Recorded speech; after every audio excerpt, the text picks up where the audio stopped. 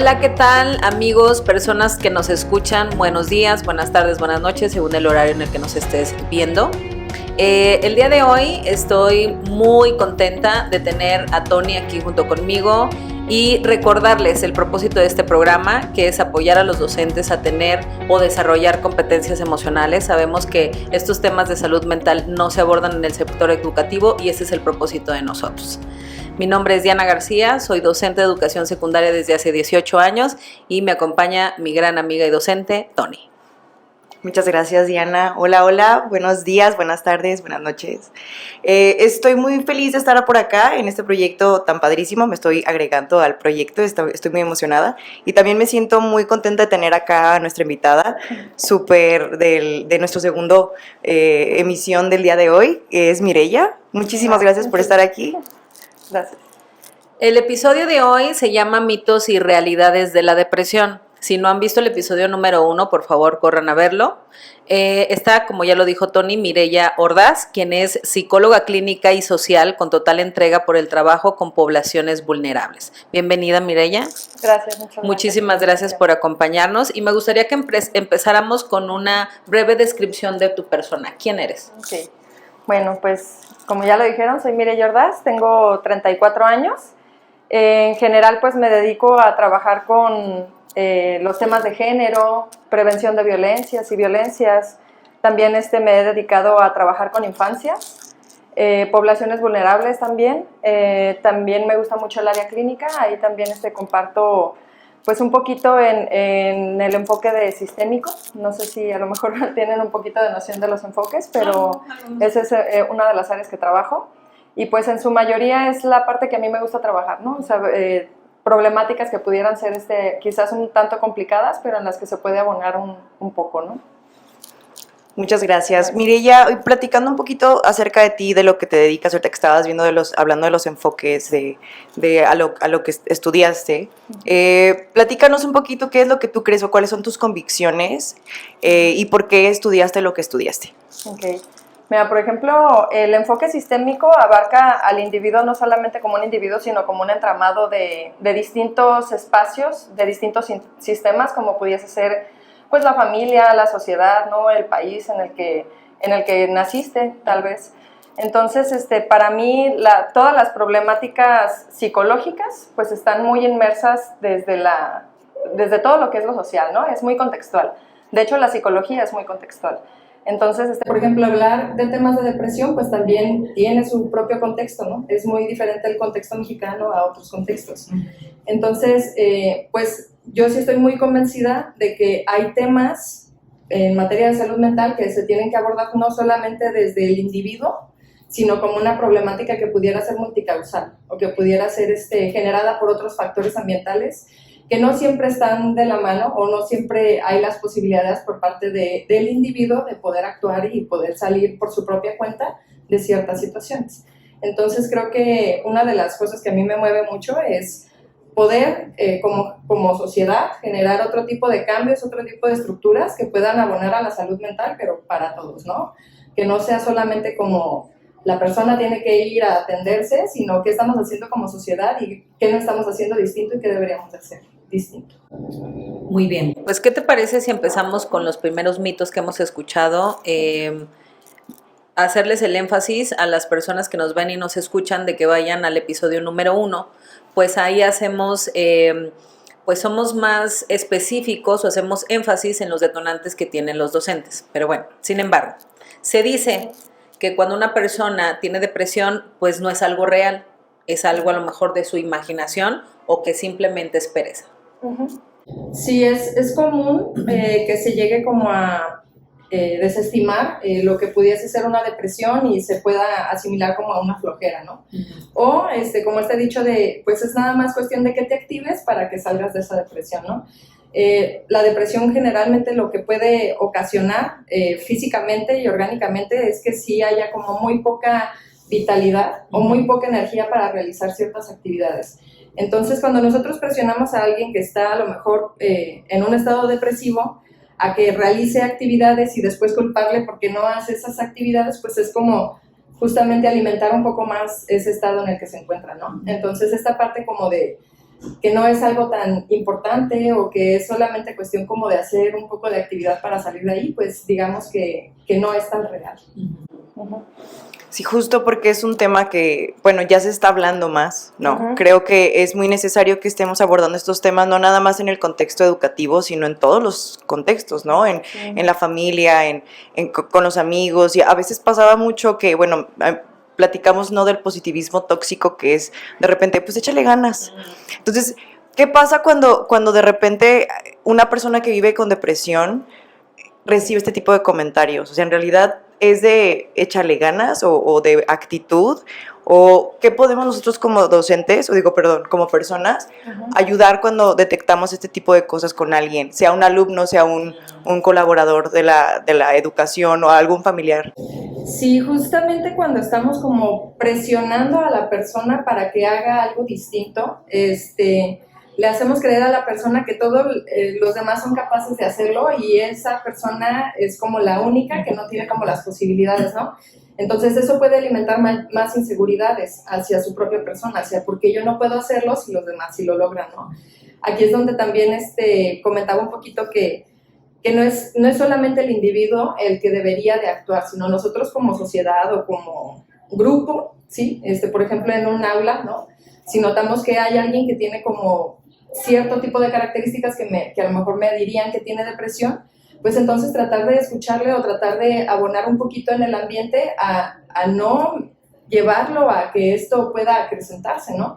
Si bien a lo mejor no podemos ser nosotros quienes ayudan directamente, podemos abonar con pequeñas acciones, ¿no? Desde una escucha activa, o sea, de sí ser comprensivos a lo mejor a su situación, de no juzgar el cómo se encuentra, ¿sí? También llevar de cierta manera, pues sí a normalizar, pero no a romantizar también la parte de la depresión. Creo que son esas pequeñas acciones que podemos hacer como para que la persona se sienta parte de un espacio, ¿no? Para que no se sienta delegada o delegado. Uh-huh. Sí. Bueno, volvemos a los mitos y realidades. La depresión siempre se va a mejorar por sí sola. El tratamiento no es realmente eficaz y generalmente puede esperar hasta que pase por sí solo. Pues suele suceder, o sea que no le prestamos atención a eso, ¿no? O hay personas que, pues sí, pueden llegar a tener episodios depresivos y que en algún momento mejoran, ¿no? Pero hay personas para las que no es tan fácil salir de episodios depresivos y pudiera ser ocasionado por 1000 factores, ¿no? Entonces, bueno, de acuerdo a las recomendaciones, sí, por parte de profesionales, psiquiatras, una depresión que ya tiene 2 semanas o más de 2 semanas, pues sí se vería la necesidad de atenderlo desde otro ámbito, ya más profesional, no solamente del dejar que se le pase, ¿no? Porque todas las personas podemos pasar por episodios depresivos que sean como muy momentáneos, ¿no? Y todos lo hemos vivido, por lo menos en alguna etapa de la vida y por distintas circunstancias, pero ya cuando es algo que te está incapacitando para poder realizar tus actividades del día a día, para que puedas ser una persona funcional como a tus propias necesidades, pues entonces sí hay que buscar la forma de atenderlo, ¿no? Y no desde el juicio, no desde el señalamiento, sino qué puedo hacer para apoyarte y qué otras alternativas podemos buscar para que puedas salir de ese estado en el que estás, ¿no? Ya sea con psicoterapia, a lo mejor buscando realizar actividades más recreativas o actividades que le gusten a la persona. Sí, se pueden buscar como distintos tipos de herramientas, pero pues la sugerencia sí sería pues acudir con un profesionista para pues ver de qué manera se le puede abonar de manera más específica. Fíjate, Mireya, que ahorita me surge la duda y con eso lo voy a conectar con el segundo mito, el tercero, perdón. Muchas veces, yo que trabajo en educación secundaria, se confunde mucha sintomatología como que es parte de la adolescencia y se desestima, creo yo. Entonces, quisiera que tú nos dijeran realmente si los niños y los adolescentes no tienen depresión. Es una visión como muy adultocentrista, ¿sí? De minimizar mucho como las emociones o los sucesos que pueda estar viviendo un niño o un adolescente, ¿no? Los adultos tendemos a creer que nuestros problemas son más importantes que los de los niños o los adolescentes, pero justamente se ha abordado ya como una problemática de salud mental porque cada vez crecen más los números de suicidio entre niños y adolescentes, ¿no? Y es más fácil, de hecho, que ellos lo puedan llegar a tomar como una alternativa, más que un adulto, porque pues, hay otros temas, ¿no? A lo mejor de la falta de apoyo de ciertas personas, el no saber a lo mejor también cómo regular las emociones, sí influye muchísimo el periodo de la adolescencia en que pues las emociones puedan vivirse con mayor intensidad y que a lo mejor una tristeza pueda llevarse a una depresión, pero casi siempre está asociada a la desatención de los mismos adultos que estamos con ellos, ¿no? Entonces aquí creo que de cierta manera todos los adultos sí estamos obligados, de manera aunque sea moralmente, de llevar pues un acompañamiento con ellos cuando notamos que no están logrando gestionarse de manera adecuada, ¿no? Llámese a lo mejor desde la escucha activa y estar presentes con ellos, de realmente atender las problemáticas que ellos tienen, de no minimizarlos o no juzgarlos, y también pues de buscar esa ayuda profesional en caso de que se requiera, ¿no? Si ya estamos viendo como focos rojos, por ejemplo, no sé, cutting, o que ya está manifestando constantemente el no quiero vivir, ¿no? O para qué sirve la vida, ¿no? Como frases así que a veces los mismos adultos llegamos a ignorar, o que decimos, ahí está exagerando, está dramatizando, pero no se pone atención y entonces sucede algo y ahí es cuando sí quieren actuar, justamente cuando el problema ya se hizo muy grande. De hecho, bueno, mi experiencia como docente ha sido más en el área de primaria. Uh-huh. Ella está más enfocada en el área de los adolescentes. Digo, yo soy mamá ya un adulto, pero pues me tocó vivir su adolescencia. Y justo durante esta etapa me tocó y me interesó mucho como investigar cómo funcionaba el cerebro. Y me acuerdo que leí algo que me impresionó mucho, que es la parte frontal del cerebro de un niño, pues no está al 100% como desarrollada, que es la parte que nos da como que el contexto de las circunstancias y cómo actúas, ¿no? A ver cómo pensar en las consecuencias. Entonces, los niños y los adolescentes, pues, en realidad están actuando por sus necesidades biológicas y no piensan o no pueden analizar tal cual como un adulto qué es lo que puede pasar después de X o Y situación, ¿no? Entonces, creo que es algo muy delicado que se tendría que estar también hablando, no nada más en el contexto educativo como docentes para poder apoyar a nuestros alumnos, sino también en casa. Uh-huh. Los papás deberían de estar un poquito más pues empapados de esta información, cosa que estamos comentando que no se habla y que ahorita se está abriendo como este tema más, se está poniendo sobre la mesa, pero sí creo que esto que dices es muy importante porque a veces, como dices, minimizamos lo que los niños nos dicen que sienten porque decimos, ay, y luego de repente sucede que las redes sociales han venido a poner también a los alumnos, a los niños, pues a todas las personas que tenemos y utilizamos redes sociales, pero los más vulnerables son nuestros alumnos, ¿no? Los niños, o sea, en particular, y creo que eso es un tema muy importante también porque pues eso no se había visto en la historia de la humanidad y ahorita como que estamos presentando estos números tan rojos que justo decías ahorita del caso de suicidios y de depresión que cada vez se va como recorriendo las edades, ¿no? Antes creo que era entre 14, habíamos hablado de entre 14 y 29, algo así, 15 y 30 y algo, pero como que cada vez está sucediendo más cerca en edades más pequeñas. Entonces, bueno, vamos a brincar a otro mito que dice, bueno, la depresión solo ocurre si le pasa algo malo.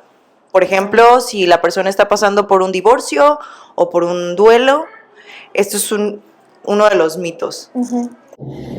Así justamente como los problemas son multicausales, la depresión también, ¿no? No necesariamente tenemos que vivir un suceso gravísimo como para que nosotros podamos caer en un estado depresivo. Puede deberse incluso a cambios hormonales, como lo mencionábamos hace rato con la adolescencia. Puede depender también quizás de algún medicamento que pudiera estar tomando la persona en caso de que esté bajo medicación constante. Pudiera deberse también a alguna desregulación química, ¿sí? Pero también pudiera ser el mero descuido o abandono, a veces emocional, de las personas, ¿no? Entonces, no necesariamente tiene que vivir un suceso grave como para que la persona pueda entrar en un estado pues, de tristeza y que la tristeza pueda llevar también a un estado depresivo, ¿no? O sea, pudieran suceder 1000 situaciones. El simple hecho, a lo mejor, de no tener como una buena autoestima, ¿no? Como de vivir quizás desigualdades sociales, vivir no sé, abandono emocional por parte de mis padres. O sea, eso también me puede llevar a estados depresivos y las personas generalmente eso no lo percibimos como un problema, porque muchas personas podemos vivir ese tipo de situaciones y pensamos o tendemos mucho a hacer esta comparación de, ay, fulanito le va peor y míralo, está súper bien, ¿no? Entonces, ¿por qué él que tiene una buena vida, por qué estaría deprimido, ¿no? Entonces, no necesariamente tiene que suceder algo para que podamos tener alguna depresión. Y justo en esto que está comentando Mireya, a mí me gustaría hacer, pues poner algo que pueda hacer énfasis en lo siguiente. En mi proceso muy personal, cuando yo tuve una depresión muy fuerte, justo eso ocurría, que yo no tenía ni un motivo para estar triste. Pero eso fue algo que empecé a escuchar de la gente que me rodeaba. Y entonces eso me hacía sentir más mal.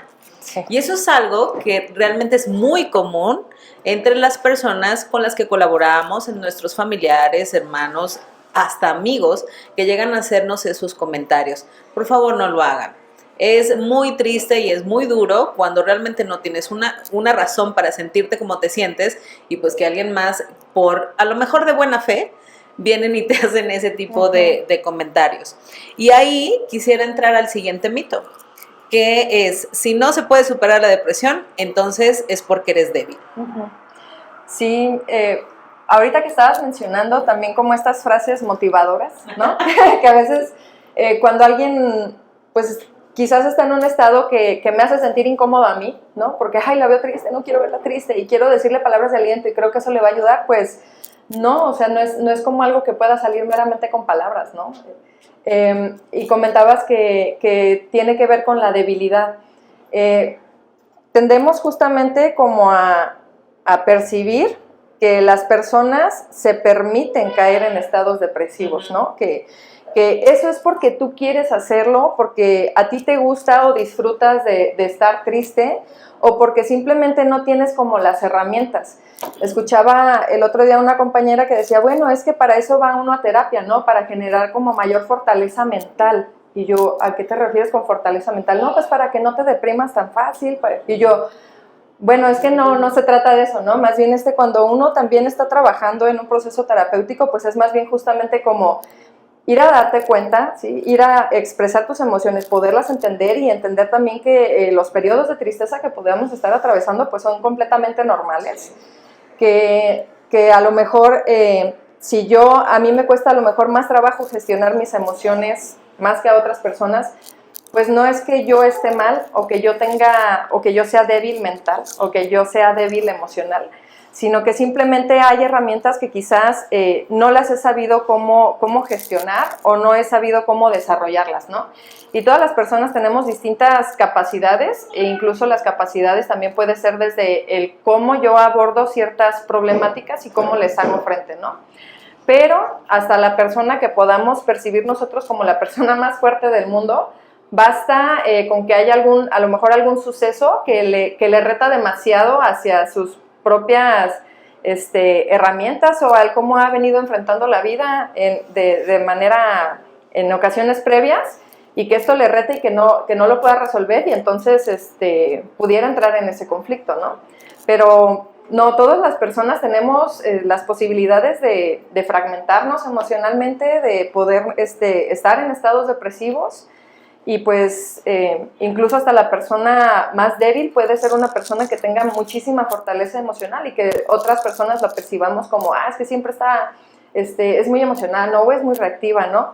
Pero es una persona que quizás entiende más sus emociones que una persona que constantemente está como bloqueando o fingiendo que no está sintiendo nada, pero por dentro está explotando, ¿no? Y todo eso que no se manifiesta, todo eso que no hablamos, en algún momento va a estallar. Y a veces las personas tendemos a creer que cuando vemos una persona que es ruda o que no reacciona a ciertas cosas, es que esa persona es muy fuerte emocionalmente, ¿no? Y no necesariamente, incluso a veces es totalmente lo contrario. Sí, justo yo opino eso. Yo opino que la mayor parte de las veces es al revés, ¿no? Sí. Y bueno, el tema de la salud mental, así como decíamos que no es un tema que se abordaba. Bueno, ahorita ya más, pero antes pues no. Muchos de los temas con los que ahorita estamos esta generación como cuestionando, sí sé y me ha tocado escuchar a generaciones más grandes que nos juzgan, ¿no? De que, ay, es que de todo se quejan. Ay, es que nosotros crecimos, o sea, imagínate, ¿no? Las historias de los tíos y de las familias de que había golpes y que así era como, pues, hacían como su crianza, ¿no? Y era como lo normal. Y ahora nosotros que estudiamos y que sabemos un poquito más cómo funciona el cerebro, que todavía es un gran mito, o sea, perdón, un gran misterio de la vida, porque el cerebro o la mente es increíble, es una máquina impresionante, pero ahí vamos, ¿no? Como investigando qué es lo que detona tal cosa y así. El tema del suicidio es también algo que creo que hasta la fecha, ahorita, bueno, ya se está hablando un poquito más, pero creo que nos cuesta mucho trabajo hablar de esto porque es un tema que nos duele, es un tema que desgraciadamente cada vez se ha ido incrementando y como decíamos hace rato, en edades cada vez más pequeñas. El tema del suicidio, pues bueno, viene también ligado al todo el tema de salud mental. Entonces aquí vamos a ligarlo también con este mito que dice, solamente las personas que están muy deprimidas o que piensan en suicidio necesitan medicamentos. Sí, hay personas que pudieran tener alguna desregulación química y que quizás no están dando como señales de que pudiese haber como alguna connotación o indicio de suicidio, ¿no? Puede ser como una depresión muy silenciada. Hay personas incluso que sonríen todo el tiempo o que se ríen todo el tiempo cuando estás hablando con ellas, ¿no? Que parecen ser personas como muy alegres y no nos damos cuenta de que están pasando quizás por un episodio depresivo o que son personas que ya tienen largo tiempo lidiando con una depresión y son personas que de un día para otro pueden tomar la decisión de suicidarse, ¿no? Entonces, no podemos pensar que la medicación o los tratamientos, ya sean psicológicos o psiquiátricos, son solamente para las personas que ya llegaron al límite, ¿no? A veces eso es lo que estamos esperando. Generalmente eso es lo que yo he visto y lo notaba mucho porque trabajé en un internado con niños y adolescentes y ahí había muchos casos de depresión por las distintas problemáticas que estaban viviendo, ¿no? Y a veces no se esperaba la familia o el mismo personal hasta que el niño ya, o sea, o se estaba cortando o estaba ya teniendo como indicios muy claros de, ok, sí puede cometer suicidio, ahora sí hay que atenderlo, ¿no? Pero previamente había como otro tipo de mensajes, otro tipo de señales que estuvimos como ignorando, ¿no? Que decidimos no hacerle caso porque pensábamos que iba a pasar o vete a saber, ¿no? O sea, teniendo demasiada fe en que la situación simplemente se iba a resolver sola, ¿no? Cuando desde un inicio se pudo haber podido utilizar la herramienta de llevarlo con un psiquiatra o con un psicólogo para que recibiera un tratamiento tanto médico como psicológico y que pudiera haberse ayudado y evitar llevarlo a una situación de quiebre, ¿no? Sí. No esperarnos hasta que la persona ya esté demasiado mal como para que podamos ahora sí priorizar la atención médica o psiquiátrica. Bien, ya no tenemos más mitos, pero sí es algo que... Del hospital psiquiátrico. Sí. Bueno, pero uno antes de ese. Es algo que yo también escucho que se habla pues sin saber, sin fundamentos, de decir que cuando una persona está deprimida, entonces va a tener ansiedad. O si está ansiosa, entonces inmediatamente va a tener depresión. Exacto. Y de hecho se confunden mucho. A veces, a mí me ha tocado pues en terapia que la gente llega por ansiedad, porque no, es que tengo muchísima ansiedad, pero cuando ya empiezas como a andarle más al tema, pues más bien es como una depresión que ya lleva mucho tiempo como no escuchada o silenciada o que ha estado siendo ignorada y pues el cuerpo va a reaccionar para que tú lo escuches. Entonces, si yo no le estoy prestando atención, yo te voy a dar más síntomas para que me hagas caso, ¿no? Entonces, sí es común, por ejemplo, que se presenten episodios de ansiedad, pero no necesariamente. De hecho, cuando personas que ya tienen como un periodo depresivo bastante largo llegan a tener como episodios como de bipolaridad, ¿sí? Que no se diagnosticaría como tal como bipolaridad, pero sí hay picos, ¿no? Donde la persona de repente a lo mejor cae en estado depresivo y se vuelve así como muy a lo mejor sin mucha energía, sin muchas ganas de hacer las cosas y de repente, ¡pum!, ¿no? Ya quiero salir de aquí, entonces me levanto y hago muchas cosas y luego vuelvo a caer, ¿no? Entonces, las personas tienden se asocia esa parte de la bipolaridad o de ese pico de bipolaridad con ansiedad, ¿sí? Porque ya es como mucha acumulación de energía, de malestar y llegan como esos picos, ¿no?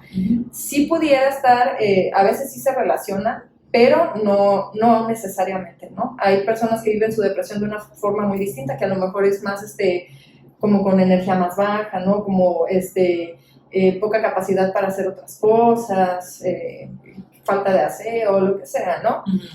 Pero también, por ejemplo, si yo soy una persona que vive con ansiedad, pues no necesariamente voy a tener depresión. Son tantas cosas que pudieran indicar y digo, yo creo que todos hemos vivido un tipo de depresión. Yo ahora con la edad que tengo y con mi trayecto ya de terapia y mis experiencias, puedo notar en qué parte de mi vida tuve episodios depresivos y hasta episodios de pensamientos suicidas. Es muy fuerte llegar a un punto en donde crees que pues no es tan común y después empiezas a platicar con tu círculo cercano y es como de, yo también. Entonces, sí es fuerte llegar a darte cuenta de esto, es muy, o sea, a mí me choquea mucho darme cuenta cuántos somos, o sea, los que hemos vivido esto. También, pues, como decíamos de las redes sociales, pues ayuda, o sea, abona que esto pase. Sí. Pero creo que cada vez estamos como un poquito más preparados para poderlo identificar primero en nosotros, en las personas cercanas a nosotros y pues, que somos maestros también con nuestros alumnos, pero también es muy difícil para el docente pedir ayuda, porque nosotros dentro del aula somos los que resolvemos, ¿no? Entonces yo le decía a mi esposo en algún momento, imagínate cuántas veces tengo que resolver problemas yo en un día, frente a grupo, o sea, desde la cosa más significante, ¿no? Hasta llegar a tener reuniones con papás fuertes en donde tienes que abordar temas como complejos. Entonces el docente es una figura que está un poquito abandonada, en particular lo que nosotros platicábamos y lo que nosotros veíamos, pero yo quisiera antes de preguntarte este último mito que nos sacamos de la manga, porque pues es algo que se platica aquí en Jalisco, ¿cómo podríamos censar para prevenir esto, no nada más en nosotros, sino, o sea, cuáles serían como las recomendaciones de observar a alguien que puede estar pasando por una depresión, que ya sabemos que pueden ser muchas, pero como las más comunes, ¿cuáles podrían ser? Sí, hablando como desde el docente, ¿cómo lo puede identificar en el alumnado? Está complicado. Yo respeto mucho toda la labor docente justamente porque es tener como 1000 ojos, ¿no? Para todos, es prestar atención a las necesidades de fulano, sutano, perengano, pero también tener atención en cómo voy a llevar mi clase, ¿no? En los exámenes, o sea, son demasiadas cosas que un docente pudiera estar observando, ¿no?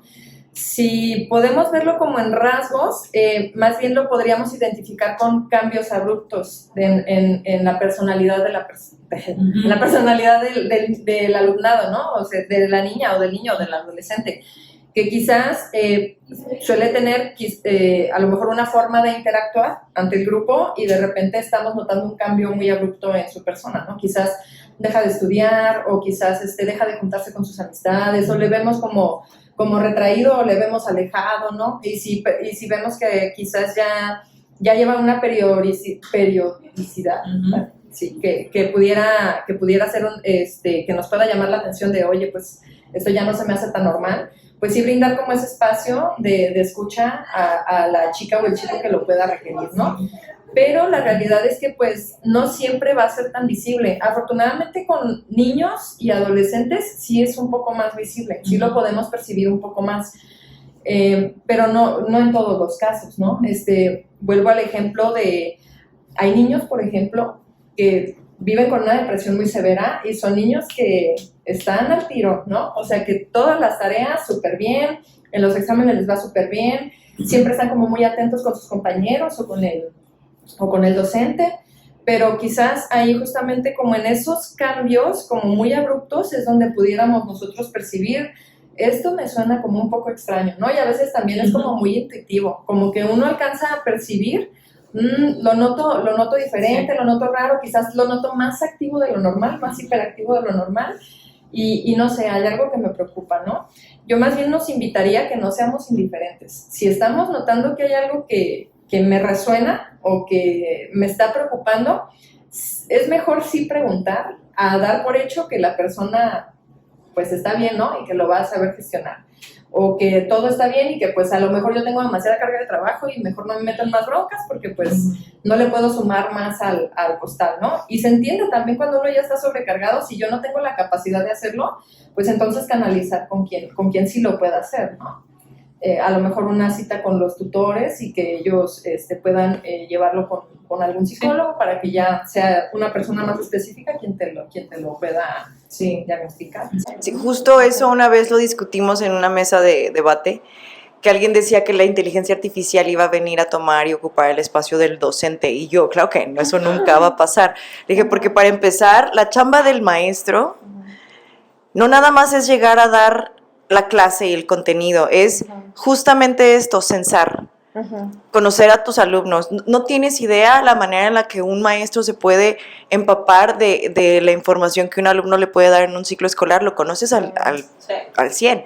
Y cuando detectas este tipo de cambios que tú dices, es muy evidente para el maestro. Entonces, por esa razón yo creo que jamás la inteligencia artificial nos va a quitar la chamba, porque pues es imposible, o sea, una inteligencia artificial no va a poder adecuar una práctica para un alumno, porque aparte los niños no vienen todos los días iguales. O sea, un día viene con un humor diferente, donde tú tienes que adecuar también el acercamiento al alumno, entonces es muy complejo. Pero bueno, vamos al último mito, que yo me lo saqué de la manga porque le comentaba a Diana que esto es algo que se habla mucho aquí en la comunidad de los maestros en Jalisco, que la población del psiquiátrico de San Juan de Dios está mayormente poblada por docentes. Eso es algo que se habla acá entre pasillos, entre la comunidad de docentes en Jalisco, no sé si en México, pero yo quería saber eso y bueno, no sé, ¿tú qué sabes? Bueno, no tengo yo las estadísticas de San Juan, pero lo que sí es muy real es que todas las personas que nos dedicamos al trabajo con personas, sobre todo como poblaciones que pudieran ser complejas, poblaciones vulnerables, niños, niñas y adolescentes, sí llegan a sufrir más de burnout, y que el burnout sí puede desencadenar en una depresión, porque el burnout es un estrés constante, y ese estrés constante pues me va a bajar todos mis niveles hormonales y energéticos, ¿no? Así que sí está comprobado que las personas que nos dedicamos a trabajar con poblaciones sí sufrimos más de depresión o de burnout, de estrés, sí. Entonces no sería muy sorprendente que sí, probablemente el San Juan esté lleno de maestros y maestras. Qué fuerte eso. No, pero eso ya no va a pasar. No. Por eso existe este podcast. Sí, exacto. Sí, parte de eso, nuevamente hago yo es importante pues hablar de estos temas. En el sistema educativo ni siquiera esto es de interés político, y la verdad es que es un tema que se tiene que poner en la mesa de todos los centros educativos. El docente es una pieza principal, y no lo digo yo porque estoy frente al aula, sino es una pieza principal de la sociedad, porque nosotros somos los que estamos en contacto con los estudiantes, quienes van a ser los ciudadanos del mañana. Entonces esta parte, el no entenderlo de esa forma, o no entender la trascendencia que tiene nuestro trabajo, pues obviamente no es jugoso para quienes están en esos puestos, ¿verdad? Mireya, muchísimas gracias por habernos acompañado. La verdad es que yo creo que pues nos quedamos con un buen sabor de boca.